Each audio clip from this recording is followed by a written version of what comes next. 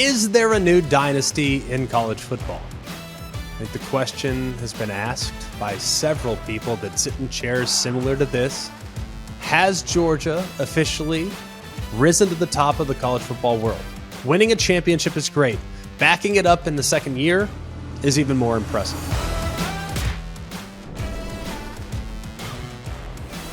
Hello and welcome in. Today is Thursday, December 8th. It's always college football. I'm your host, Greg McElroy, alongside Mark Kubiak and Jack Foster. We really appreciate you being with us from wherever it is you're coming to us from. Whether it's the podcast or ESPN's YouTube page, please like, rate, and subscribe. It helps us out, helps the show out, helps us out even more when you hit us up in our social media at always CFB. We see you coming to us from all over the place. We get all the rundowns of whatnot, where the podcasts are being downloaded from. We got all sorts of places that are now coming and listening to all this college football. Our numbers have grown dramatically over the course of the season. So let's keep that momentum going, and we can do that with your help. We have a great game plan in store for you today, including a fairly significant coaching move that was made public, even though you had heard whispers. You had heard some whispers over the last couple of weeks about the possibility of a very specific coach coming home. We'll talk about that. We'll also going to start a new series, our Throwback Thursday series, where we're going to talk about a playoff team, kind of go week to week and evaluate their performance from week to week, which had led to them to becoming a playoff team. Today's edition are the Georgia Bulldogs. We start at the top with the number one team. Is there a new dynasty in college football is another question that we'll have answered. And we're going to dive into a little game we call low-hanging fruit. Don't want to miss that. Let's talk about it. All right, here is the actual vernacular from the Cards Chronicle. I feel like they would properly be able to sum up the move that's happening here, or at least was announced to be potentially happening on Tuesday night. Jeff Brohm is finally coming home. I thought that it was appropriate. I mean, the Cards Chronicle, where else will we get our information on Louisville football, right? That's where we're at. Jeff Brohm is coming home. And he's coming home as a wealthy, wealthy man. He's leaving a Big Ten job in Purdue, where he did a great job, I might add. Purdue's a difficult gig. He, of course, coached them up to the Big Ten championship game, had a nice 9-win season a year ago. Like, he's been able to back it up, and there's a lot to be proud of with what he did at Purdue, but it's time. 6 years, $35 million. That's according to ESPN's Chris Lowe. So he's going to be paid handsomely, but he was already being paid handsomely. They say at Purdue, now this is a private school, they say it was somewhere in the vicinity of $5 million a year. So somewhat comparable as far as salary is concerned. For a guy with leverage, he probably could have taken Louisville to the cleaners, but he didn't. Maybe he gave them a hometown discount, if you will. So he becomes the 23rd head coach in the history of Louisville Cardinal football program. And I think what's exciting about this is that he now comes back during a time in which it feels as if Louisville can still get an awful lot done. Remember, he's born and raised in Louisville. He starred at Trinity High School and became one of the most coveted high school quarterback recruits in the country. Basically, everyone recruited him, and Jeff Brohm opted to stay home. Same exact program that his dad, Oscar, had played for. And of course, he has other siblings that have played there as well. Now, he was there back in the early 90s from 89 to 93. Howard Schnellenberger helped take the program to new heights that were previously unfathomable. And as a senior, he led Louisville to a 9-3 season and a win over Michigan State in the Liberty Bowl, where he earned the MVP honor. So he knows what it's supposed to look like at Louisville at the highest possible levels. Of course, he then went on to have a really nice career in the NFL. And then when he started his coaching career, where did he start it? At Louisville. So this is a guy that understands what it takes to be successful. He's been well-traveled too. He's been at FAU. He's been at UAB. He was the head coach at Western Kentucky almost 10 years ago. Went 30-10 at Western Kentucky. He helped win 12 games in a conference championship in the second year. So he has obviously done an awful lot at places at previous stops. Here's what I'm excited about for Louisville fans. One, Jeff Brohm has a proven track record of finding and developing quarterbacks. Did a really nice job most recently with Aiden O'Connell. Aiden O'Connell was, of course, a sixth-year player, kind of just a self-made guy that just worked his tail off and got better and better and better. But he had David Blau before that. And he also was able to recruit Rondale Moore. He's also been able to recruit and highlight Charlie Jones in this past year. So he is now, I think, at Louisville, maybe even have better access to great receiver personnel and hopefully really good quarterback personnel given his track record. All right, that's the first thing. Two, he is extremely creative when it comes to XO game planning, meaning he's thoughtful when it comes to trick plays. He knows when to call them, I might add. Some coaches don't know when to call them. Jeff Brohm does. He's elite when it comes to screen game. When you look at the offensive line that he had at Purdue for quite a while, not great. They had a difficult time recruiting offensive linemen that could just mow people off the ball. So he had to adapt. And how do you take some of the pressure off your offensive line?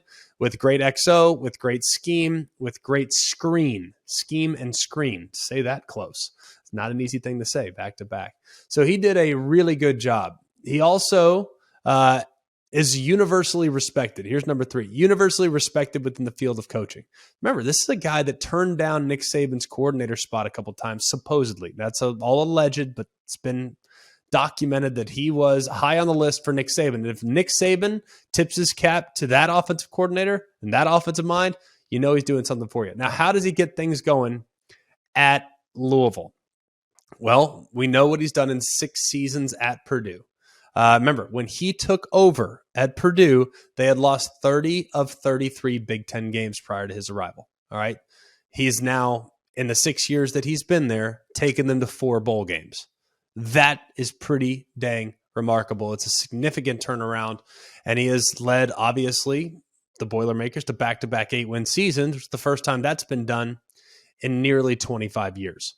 That was back in 96, 97. When they last won back-to-back 8-win seasons. So he has done an awful lot in his time at Purdue, which makes you think he's going to do an awful lot in his time at Louisville. A couple of things that make me very optimistic. One, the ACC is gettable. Now it's in a very difficult division. Well, the good news is division's going away. So the ACC is gettable. There is upward mobility. Look at North Carolina last year. Disappointing season. This year, they're playing in the ACC championship game. There is upward mobility to be had in the ACC. I also think, too, a guy that is from Louisville, that has lived in Louisville, that grew up in Louisville, that understands what it's like to don that Cardinals uniform is even better going to be able to relate to recruits than any other coach before him, even those that had an established track record of success. There's been plenty of those, but those that have had an established track record of success, you got to think this will be the best hire arguably in Louisville history. I'm not trying to be like prisoner of the moment. Bobby Petrino was great, won a lot of games. There have been other great coaches, but you got to think with the pedigree, with the fact that it's his alma mater, with the current state of the ACC, it feels like this is poised to become a massive breakthrough. I think you can get better, and I think you can get better in a hurry. Louisville had great moments in the last handful of years. The problem is they also had some really disappointing moments as well. You've seen Louisville play really well, and you've seen them play really poorly. Now with Jeff Brohm, you're probably going to get something that's a little bit more predictable as far as their week in, week out performance is concerned. I couldn't be more excited for Louisville fans. It felt like things had soured on Scott Satterfield. Even though he won this year, it felt like things were not going in the right direction. It was good for both Scott Satterfield and for Louisville to get a fresh start, and now they bring home the alumnus, Jeff Brohm, to lead their program into the future. Is there a new dynasty in college football? I think the question has been asked by several people that sit in chairs similar to this. Has Georgia officially risen to the top of the college football world? Winning a championship is great. Backing it up in the second year is even more impressive. And remember, this program was a long 2nd and 26 pass away from potentially winning another national championship. So they were this close to have won a championship in 17, a championship in 21, and now could very well back it up here in 2022 with yet another championship. We shall see. This has been a remarkable run for Kirby Smart. And I think that it's even more impressive given where the world is at right now. You know how hard it is to lose the pieces that Kirby Smart lost off last year's team. We all know the numbers, the amount of draftees, the amount of guys that were taken in the first round, the pieces that needed to be replaced.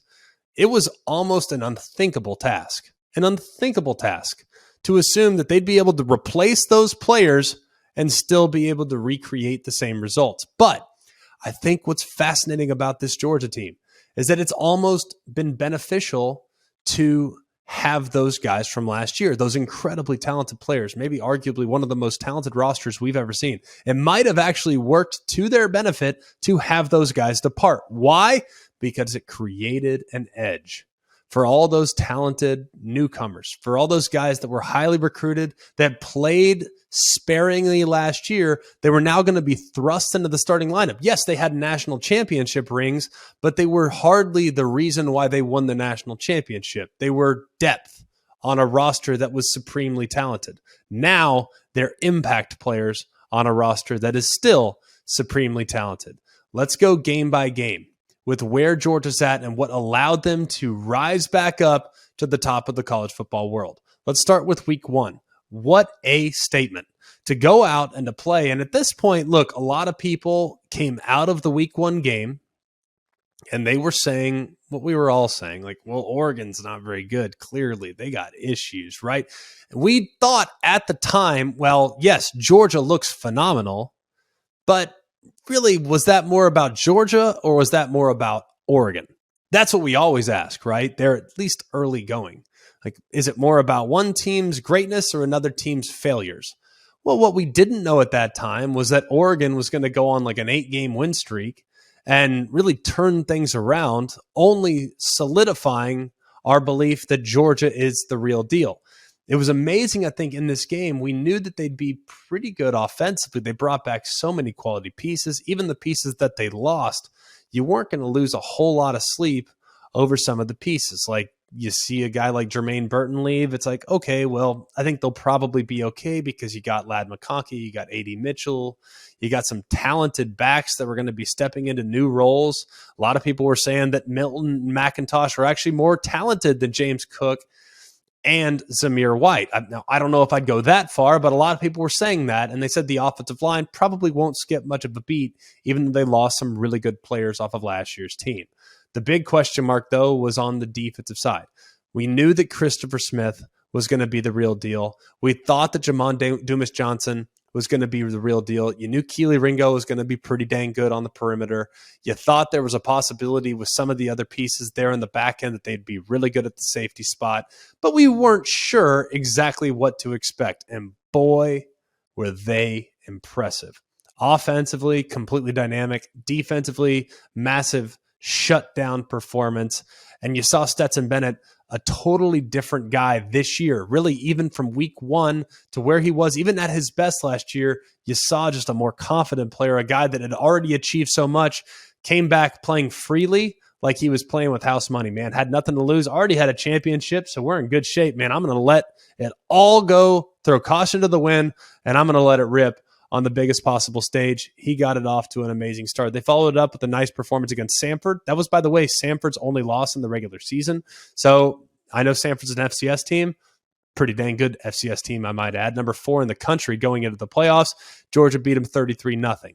Not quite as convincing as the game against Oregon, but still convincing nonetheless. Then you moved on to week 3 against South Carolina. And this is a game a lot of people had circled. A lot of people looking at South Carolina saying, hey, man, with Spencer Rattler, with some of the weapons that they have offensively, like, this could be a little bit of a tricky spot for a team that's breaking in some new pieces on the defensive side. That wasn't the case. They went out and absolutely pummeled South Carolina in week 3 of the football season. Spencer Rattler was held on 25 attempts to just 118 yards and a couple interceptions. Stetson was again very efficient. The running game was, for the most part, not great for Georgia in this game. When you look at the box score, Stetson Bennett was the leading rusher, had 3 carries for 36, but the rest of the group really not so great. Kendall Milton was kind of held in check. McIntosh was, for the most part, held in check. They didn't get a ton of opportunities. We did get to learn a little more about Dejon Edwards at this point, found out that he might be a capable piece, a guy that could contribute very much in the game as well. But of course, a ton of time for the backups in this one too, because it got sideways 48-7. Another remarkable performance from the Georgia Bulldogs. Then they hit what we would call like a little bit of a midseason swoon, right? It wasn't their best stuff against Kent State. Kent State was able to find the end zone. It wasn't a great performance, especially in the first half of that football game. It kind of carried over into the next week when they played on the road at Missouri in what was arguably their toughest test of the season as far as how they played and what needed to be done for them to be able to ultimately win the game. What was most impressive, they were sitting there down 16-6 at halftime. It was not going good. They were not running the ball. They had a difficult time with that front of Missouri. They were sliding and they were moving and they couldn't get much going through the air. So at halftime, it was like, we got to adjust. We got to make some changes. Defensively, they completely shut down Missouri at that point. They didn't find the end zone again. They held them to just 6 points in the second half of that football game. And they put together 20 of their own, including 14 in the fourth quarter. With the back against the wall in a gotta-have-it situation, it was a remarkably poised performance on the road after not having your best stuff in the fourth quarter of that football game. All the pressure, so much to lose, so much to possibly be undone. And then you find yourself in a gotta-have-it situation. You put together not one, but two drives in the fourth quarter to ultimately win the game 26-22. That was where we learned we knew they had talent. We knew they could dominate, but would they be able to respond to adversity? The answer after that week was a resounding yes. You go forward, you take care of Auburn, kind of a ho-hum game. It was an impressive performance, a dominant performance against Auburn. Not the most jaw-dropping performance statistically, but very impressive 32-point beatdown of the Auburn Tigers. You fast forward then to Vanderbilt. This was the time of the year when no one was really talking about Georgia. There was like a 3-week period after the Missouri game. You fast forward to the Auburn game, you fast forward to the Vanderbilt game, and then you have a bye week.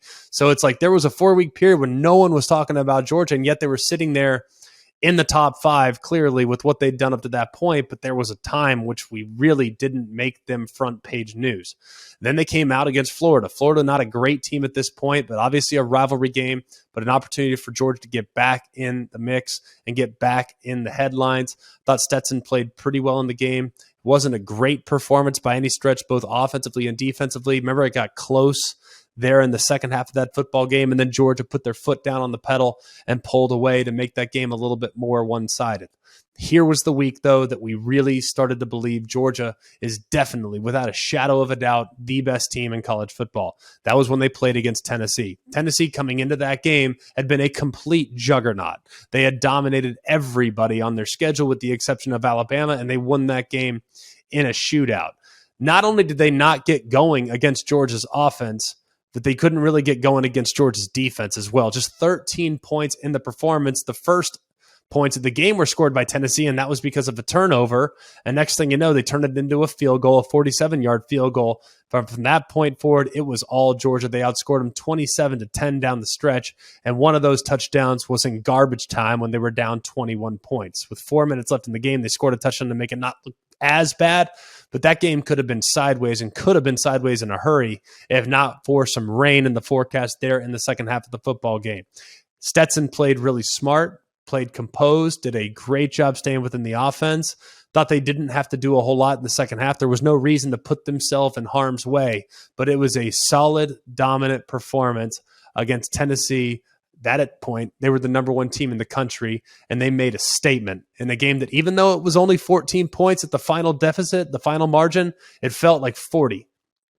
That's how one-sided that game was. Fast forward to the final month of the season, road win at Mississippi State, a very impressive performance. A game against Kentucky that kind of left most people, self-included, kind of scratching their head. It looked lethargic. The passing game was atrocious. They couldn't get a whole lot going throughout the course of the game offensively through the air. McIntosh stepped up in a really big way, and I thought that was really the moment where it's like, all right, even when the offense isn't clicking, the defense was able to completely lock things down, harass Will Levis from start to finish, and completely stymie any semblance of a rushing attack. They dominated Kentucky, their defense against Kentucky's offense, but it wasn't a great performance, and they made Georgia one-dimensional, so that was a moment which I felt like Georgia could probably grow from that performance. Fast forward against Georgia Tech, very slow start, but man, as soon as they hit their engines, they were out the gate, and it became 37-7 very quickly before Georgia Tech put another touchdown in there late. And then finally against LSU in the SEC championship game, they really left no doubt in the game. I thought Stetson had one of his best performances of the season. Very steady, very solid, 23 of 29, 274 yards and 4 touchdowns, all in the first half of that football game. They ran away and played keep away. Didn't play as well in the second half, but they didn't need to. Obviously, they had well exceeded expectations there in the second half of the football game, so they kind of took their foot off the gas. Nussmeier hit a couple big plays. Georgia is by far the best team in the country right now. They can potentially lose in the semifinal game against Ohio State. They could lose against both TCU and Michigan, but they are the best team. And I think in order for them to be upset in a semifinal or a championship game setting, they're going to have to mess up, meaning they're going to have to turn it over. They're going to have to play really poorly defensively. They're going to have to miss tackles. They're going to have to blow coverages. This team, if they play their A game, they will win yet another national championship. So I go back to the original question. Is a new dynasty upon us in college football? I think with a win, you can make a strong argument that, yes, a new dynasty is upon us. But at the same time, I think being able to back up what they did last year is as impressive in a me first, I'm about me, got to protect mine, not worried about the team. I'm going to take care of me. That's kind of the mentality at so many places in college football. You see it everywhere on championship contenders and on teams that are 1-11. There are a lot of guys in the locker room that are about them. Georgia, for whatever reason, they might have those guys, but man, they're quiet. You don't hear as much about the guys that are suiting up every week for the Georgia Bulldogs. It feels like a team-first approach, and they certainly play like it, and they've dominated just about everybody they've played this year. And in a gotta-have-it situation, if I have to win a game in college football right now and for the foreseeable future, it'd be hard to pick anyone other than the Georgia Bulldogs. McElroy, is this the quietest number one team? Like, it feels like all year Georgia's been 1-2-1, and nobody talks about him. Is this exactly what Kirby wants? And like, I'm trying to rack my brain. Like, go back 20 years, I haven't heard of a team on the cusp of a dynasty talked about less than Georgia. Well, we talked about it a moment ago. I mean, there was a 4-week period where it was kind of after the Missouri game, leading up to the Florida game, or even the Tennessee game, where they weren't really front page news. It was like, all right, well, Georgia's going to win. They're favored by 3 touchdowns. Like, we'll talk about them when they're going to be tested, right? Like, that was kind of it. And it just was one of those teams where they came out in such a hot start, but the schedule in their defense, I mean, the schedule, frankly, has not really provided great competition. Yes, you beat the number one team in the country in Tennessee, but that week, man, that's all we talked about was Georgia-Tennessee. Name another game this year where that was the most talked about game leading into the game. Like, Oregon and Georgia in week 1 was probably the 4th most talked about game, or the 3rd most talked about game, behind Notre Dame and Ohio State, LSU and Florida State, other week 1 matchups that were a little bit more closely contested. But leading up to it, they never really had the number 1 game with the exception of 1 week. And that to me is a little bit rare, because Florida-Georgia is usually top billing. You have a game against maybe Auburn that in a normal year would be top billing. You have obviously a game against a potential top 10 team in Oregon that would normally in a given week be top billing, but it just happened to go against Notre Dame and Ohio State. Both teams were in the top 5 that day leading into that game. So for whatever reason, just the way the schedule fell this year, with the exception, like I said, of the Georgia and Tennessee game, that was really the only game in which they were top billing. So they're going to be top billing in the semifinal. So we're going to have a ton of buildup and lead up into the Peach Bowl. That'll be an amazing game against number 4 Ohio State. And you have 2 massive fan bases that will certainly be talked about, and we'll make sure that I'm sure all the networks will be talking about this game far more than they'll be talking about the game that's going to be played in Phoenix. The game in Atlanta is certainly going to captivate an audience. So I look at it and I think that while they have maybe slid a little bit under the radar, it's because they've been just so dang steady. So no news is good news if you're the Georgia Bulldogs right now, because they're playing at a ridiculously high level. All All right, moving on now to a segment that we like to play a couple times a week. Let's do some low-hanging fruit. Coobs, what do you got? All right, first one. We just talked about Georgia. If Georgia loses to the second best Big Ten team, the narrative will shift that the SEC is overrated. Low-hanging fruit or truth? Truth. No doubt. That's going to be the reaction. Now, on our show, we don't really look at teams as being overrated, underrated. I feel like we're pretty fair. I mean, I don't really, you want full disclosure? I really don't care what league you're in. I think, for instance, I think TCU is really good, and a lot of people don't think the Big 12 is very good. In recent years, I think Clemson's really good. A lot of people think the only reason Clemson's good is because the ACC is not. I don't really subscribe to, well, one school's bad, so that league's bad. Their champion stinks, so they stink. No, I don't really subscribe to that. I kind of evaluate every single school on their own. So if Georgia loses to Ohio State, is that a reflection of the SEC? To me, it's not. It's a reflection of Georgia. If Ohio State wins the national championship, is that a reflection of the Big Ten? No, it's just a reflection on Ohio State. That's usually because I've looked at, for instance, Clemson. Clemson's won 2 national championships in the last 6 or 7 years. Well, when Clemson wins a national championship, and they have, does that mean that the ACC is good? No. Just means that Clemson's good. You know what I mean? That year, right? I'm obviously I'm sure there were in 16 and 18, I'm sure there were good ACC teams. I don't know. I don't keep track of those off the top of my head. You know what I mean? What I'm getting at is there is always a very strong reaction to conference supremacy argument based on the outcome of bowl games. And there's always a really strong reaction, especially when it comes to the playoff. For instance, 2015, probably the best example, when Bama beat Michigan State 35, 37, 38, nothing, whatever it was. They blanked them. It was a complete beatdown.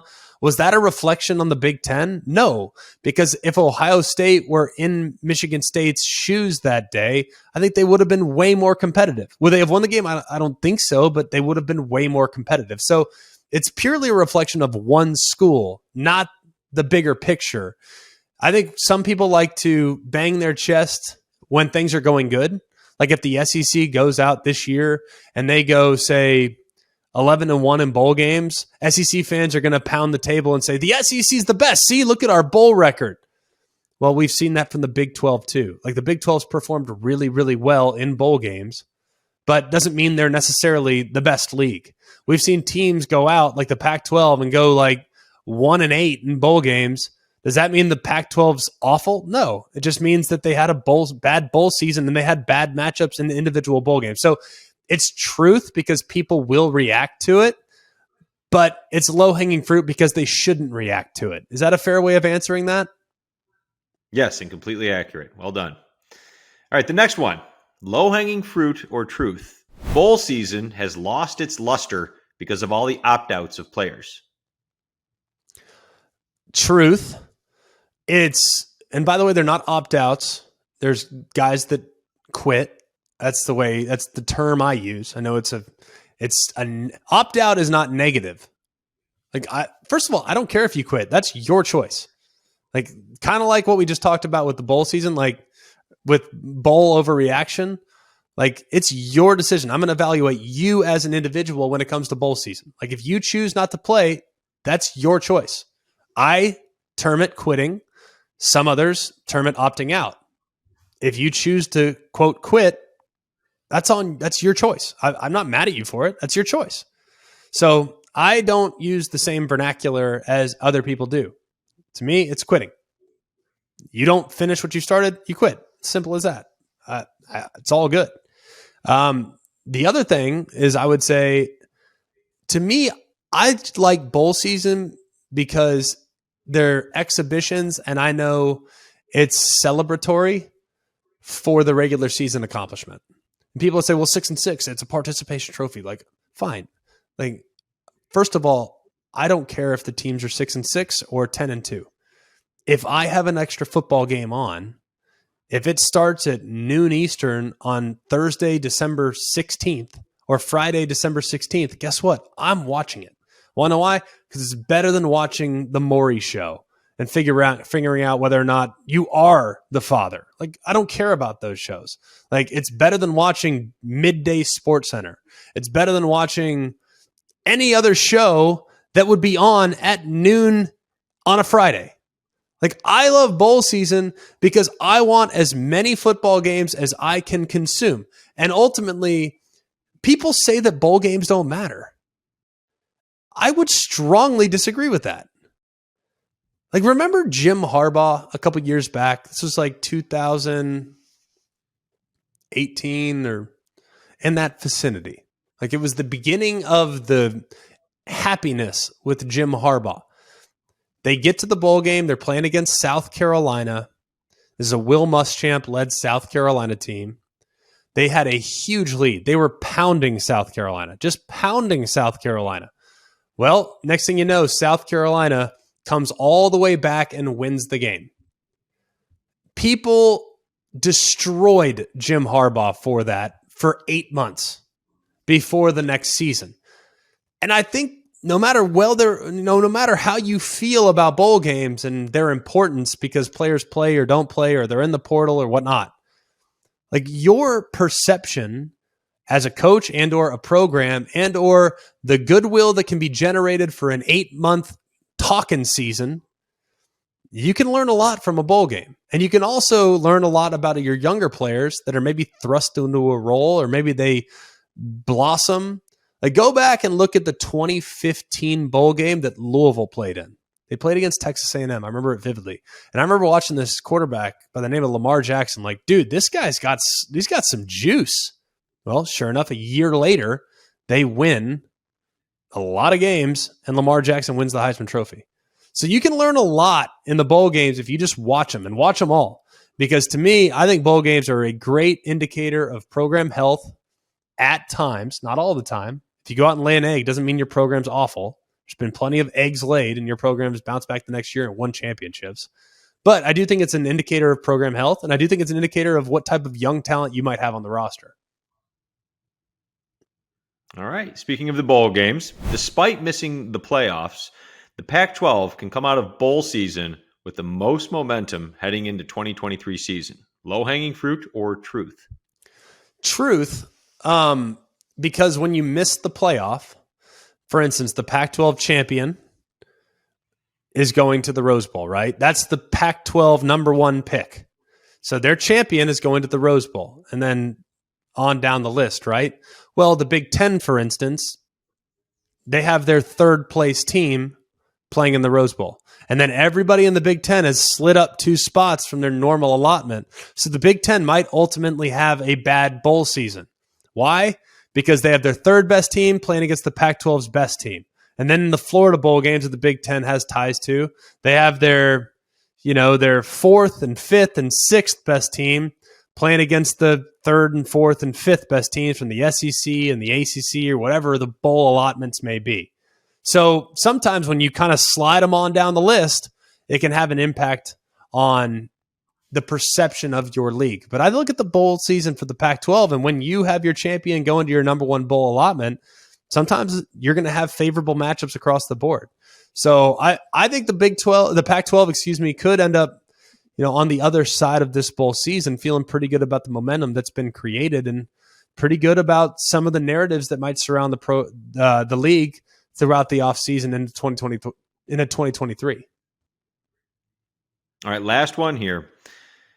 Low-hanging fruit or truth, the Heisman has lost its luster. Back-to-back luster questions. I'm great with that. Truth. The Heisman has massively lost its luster. And we'll spend a little more time on this. I have a few ideas on the Heisman. I am a voter, have been a voter for 8 years. When I first got a vote, I had no business getting a vote.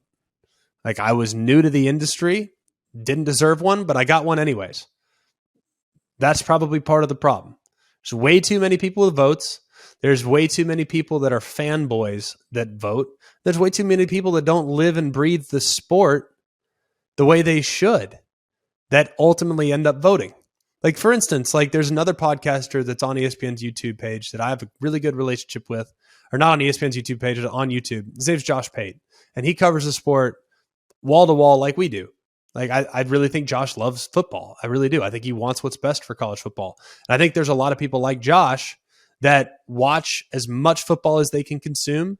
They love football. They love college football. They are from a certain area. Like Josh is from Georgia. I'm from Texas. My vote, I'm actually originally from Los Angeles, California. My vote is tied to the Atlantic in Charlotte, where I haven't lived in 5 years. Like, that doesn't make any sense to me. Like, Josh is from Georgia. And yes, he majors in Southeastern football. But you tell me he doesn't know what's going on in the Pac-12? He can't vote with any credibility on Bo Nix's potential as a Heisman Trophy contender because he's, the Southeastern guy, and there's too many voters in the Southeast. No, the fact that we break it up by regions now is absurd. We have access to games all over the country. Like, we can watch games everywhere at any time. And by the way, if you missed one on Saturday, you can go back and study it on Sunday if you love it enough. But, some guys who have massive platforms and massive radio shows that don't even watch college football, they have votes. They don't even know. They couldn't even tell you the name of the players. They couldn't even tell you the name of like 10 players in college football, but they have a vote because they have a big platform. So I think the outdated approach that the Heisman is voted upon is ridiculous. And I think because of the coverage that the playoff generates, oftentimes you usually just look at, well, he's the quarterback of a playoff team. He must be pretty good. Look at his numbers. Oh, his numbers are pretty good. Perfect. I'll put him on the ballot. And I also think, too, there's another issue. Like, we become a little bit too aligned with stories. Like, oh, what a great story. Like, oh, man, what a great story that is. Like, oh, he started out his career as a walk-on, Baker Mayfield. Like, what a great story. Like, he should win the Heisman. He's a former walk-on. That's awesome. That was 5 years ago. like, yeah, he was a walk-on because he was undersized. He didn't check the measurable boxes. Like, he's been a starting quarterback at Oklahoma for 3 years now. Like, he's put up ridiculous numbers. Like, he's not a quote walk-on anymore. Like, yeah, it's a great story, but he's not really like he's really not really like an underdog anymore. Stetson Bennett, I think, has some of that right now. Like, Stetson Bennett, walk-on, right? Oh, what a great story. Like, they didn't want him. They tried to replace him. Like, yeah, I mean, he's either is he a Heisman finalist or is he not? Like, is he one of the most outstanding players in college football or not? Like, yeah, great story, but is he one of the top 4 players in college football? Probably not. To me, and I've said this, and this is not a knock on Stetson Bennett. Like, he's a phenomenal football player. He's a great football player, but to me, if I'm really evaluating Heisman contenders off of Georgia's roster, Brock Bowers is the one guy in college football that nobody else has. Like, he's a one of one. You know what I mean? So, like, Brock Bowers for Georgia, I think would make a ton of sense as a Heisman contender. I mean, I think you can make a case if Jalen Carter had missed some time, had been more productive for a 12-game season, like Jalen Carter, a defensive tackle. He'd be a great candidate if he had maybe played and had a little bit more of an impact on some of the games in the middle of the season. So I think that there's variations. Like, everybody uses the Heisman a little bit differently. The way I look at it is, if you take that guy off that team, what does that team look like? Do they crumble upon themselves, or are they still pretty good? And honestly, there's a handful of guys that were not named finalists that if you take them off that team ceases to exist. I'll give you a good example of a guy that I think sums it up beautifully. Also, by the way, another good story, Mo Ibrahim at Minnesota. Now, I'm not saying Mo Ibrahim should win the Heisman Trophy at all, but look at the games where he wasn't available and or the games that he was limited. For instance, Illinois had 15 carries, didn't play against Purdue. Look at what Minnesota's offense did when he wasn't there. You want to talk about bad. And look at how many carries he gets. Look at how many yards after contact he gets. Look at his productivity. Coming off of a torn Achilles last year at running back. So I'm not saying that he would, he's the most outstanding player in college football, but those are the guys that I try to identify. Like, who are the guys that their team cannot live without, which would have my ballot looking very, very different from that of some of the guys that will be in New York as a Heisman Trophy finalist. Not taking anything away from those guys. I just think there are other candidates that would have been as worthy, if not in some cases more worthy than some of the guys that ultimately make the trip to New York. Every college football season, Goodyear knows the importance of winning on the road. The road will always demand confidence, the confidence to handle whatever the journey brings and to perform under tough conditions. And just like the players and the fans of college football, Goodyear is ready. Are you ready for the road? Visit Goodyear.com to find the right Goodyear tires for whatever road you're on this season. Goodyear, more driven. All right, that'll do it for us here on a Thursday edition of Always College Football. Thanks for the throwback Thursday. It was fun kind of going through game by game Georgia's season. It was really exciting to kind of revisit some of those moments. Also great to do some low-hanging fruit. And also, hey, congrats to Jeff Brohm, man. Super cool. Being able to go back and lead your alma mater, couldn't be happier for him and couldn't be happier for Louisville. Tomorrow, we still have a lot in store for you. We have Army-Navy coming up. Going to make sure we hit that. One of my favorite games of the year, one of the great traditions in college football. We're going to make sure that you have a good understanding of that. We're going to hit some Heisman, talk a little bit about other guys that should be in New York, other guys that should have gotten some consideration, talk a little bit about the voting process and how it can be altered and adjusted to maybe make it better and more seamless in the future. And then, of course, we're going to have next week to continue to talk about the portal and the carousel and all the different moving pieces and moving parts that are going on right now in college football. It's a whirlwind, man. So stick with us. We will fill you in with the most up-to-date information that we have available to you tomorrow, to us tomorrow. So a lot that we need to get to still. Stick right here with us here at Always College Football on a daily basis. Please like, rate, and subscribe wherever you're getting the content. It helps us out. It helps the show out. So we look forward to visiting with you. And if you can, visit our Instagram and or Twitter page. Send us a message. If there's a question that you want to have featured in the mailbag, put it there. You can also send us an email at alwayscollegefootball@gmail.com. We look forward to interacting with you. Drop us a note. We'll make sure that we get it into a future episode. For all of us here at Always College Football, for Jack Foster and Mark Kubiak, I'm Greg McElroy. We hope you have a wonderful day. We'll see you tomorrow right here on Always College Football.